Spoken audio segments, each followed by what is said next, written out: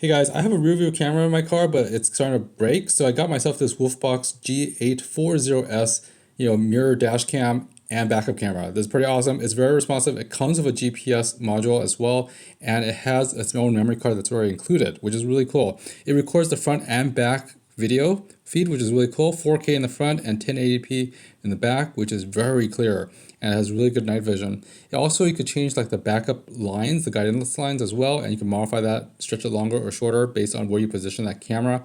Very cool, very responsive, and very bright for the screen. If you turn off the screen, it does reflect, so you can still use it as a mirror. But most of the time, you'll probably be just leaving it on. So you constantly see the front or back, or just the back. You can switch between the different views.